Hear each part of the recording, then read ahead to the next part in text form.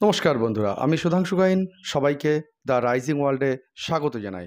বন্ধুরা, Donald Trump ভারতের উপরে 25%, বাংলাদেশের উপরে 20% এবং পাকিস্তানের উপরে 19% শুল্ক আরোপ করেছেন। ডোনাল্ড ট্রাম্প একটা পরিষ্কার মেসেজ দিচ্ছে যে তিনি ভারতের অর্থনীতির উপর আঘাত হানতে চলেছে। 1 আগস্ট থেকে এই শুল্ক আরোপ করা হয়েছে, কিন্তু কার্যকর হবে 7 আগস্ট থেকে। এই মতো অবস্থায় বাংলাদেশের অন্তর্বর্তী সরকারের প্রধান মোহাম্মদ ইউনূস কিন্তু ভারতকে নিয়ে ব্যঙ্গ করতে শুরু করে দিয়েছে। তিনি ভারতের বিপদের সুযোগ নিয়ে তিনি উপহাস করছে। তিনি একটি টুইট করেছেন, সেখানে তিনি বাংলাদেশকে এই কম শুল্ক চাপানোর জন্য আমেরিকান গভর্নমেন্টকে থ্যাঙ্কস জানিয়েছেন এবং ভারতের উপর যে আরও 5% বেশি শুল্ক চাপানো হয়েছে তার জন্য তিনি একদম খুশিতে ডগমগ হয়ে গেছেন। এবং তিনি তো বলেই ফেললেন যে ভারতের ডিপ্লোম্যাটরা নাকি আমেরিকার সঙ্গে ঠিকঠাক ডিল করতে পারেননি। ধরুন, বাংলাদেশ কোনো একটা জিনিস 100 টাকায় উৎপাদন করলো, ভারতও 100 টাকায় এবং পাকিস্তানও 100 টাকায়। সেই জিনিসটা বাংলাদেশ বিক্রি করবে আমেরিকাতে 120 টাকায়, ভারত বিক্রি করবে 125 টাকায় এবং পাকিস্তান বিক্রি করবে 119 টাকায়।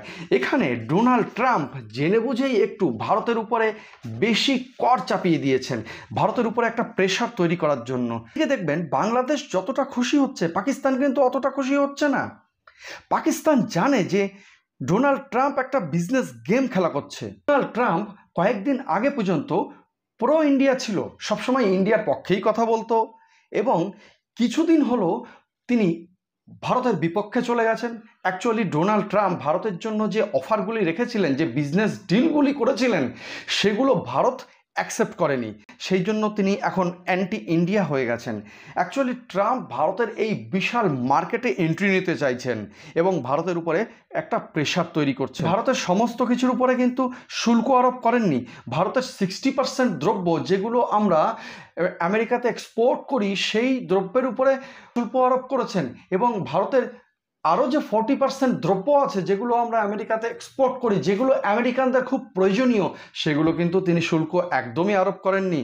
এটা ডোনাল্ড ট্রাম্পের একটা সাময়িক কৌশল, ভারতকে প্রেসারে রাখার জন্য এবং ভারতের মাথা নোয়ানোর জন্য। এখানে তিনি পাকিস্তান ও বাংলাদেশকে ব্যবহার করেছে ভারতের সেন্টিমেন্টকে আঘাত দেওয়ার জন্য। আমরা ভারতীয়দের মধ্যে একটা প্রবণতা আছে, দেখবেন যখন আমাদের থেকে পাকিস্তান এবং বাংলাদেশ অন্য দেশের থেকে একটু বেশি সুবিধা পায়, সেটা আমাদের হৃদয়ে আঘাত করে। কিন্তু ডোনাল্ড ট্রাম্প এই সেন্টিমেন্টটাকেই ব্যবহার করছে ভারতের বাজারে এন্ট্রি নেওয়ার জন্য।